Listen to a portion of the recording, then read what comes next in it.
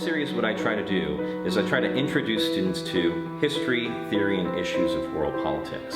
The idea is that as they've been visiting these sort of institutions of international diplomacy, seeing what practitioners do, they get a bit of view of the ivory tower and the academic discipline of international relations and how we try to approach these things scientifically to understand the world in order to inform practitioners and policymakers to figure out what are the determinants of those sort of bad things that we see in the world, and then how do we prevent them? Things like conflict or underdevelopment or the deleterious effects of globalization. So there's actually this symbiotic relationship between academia and policymaking that I try to get across in my lectures for these students, so that they see it's not just boring theoretical material, but it's actually applied. It's usable in the real world, so to say. They're pretty nice. I think they're more of a contextual oversight of like what you would see in an AP Euro course, and I heard somebody else say like an AP Human Geography course or something along those lines. I think I learned more about the balance of the global powers over time.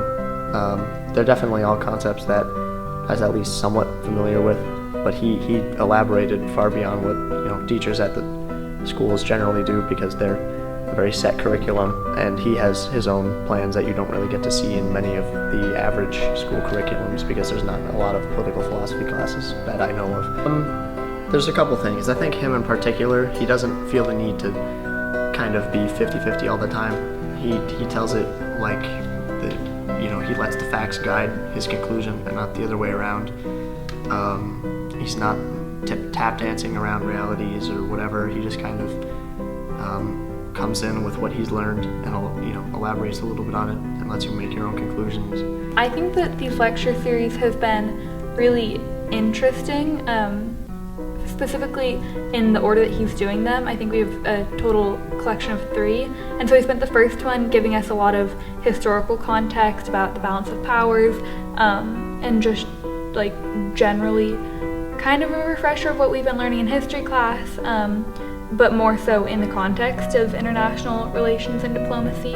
We spent a lot of time just discussing general international relationship theories, which have been also very interesting, because I think in a lot of times, either in like a history class when you're learning about that kind of thing, you're more so studying a specific case and putting it into the context of the time period rather than into the context of a specific political theory or thought that can be applied across so many eras and situations.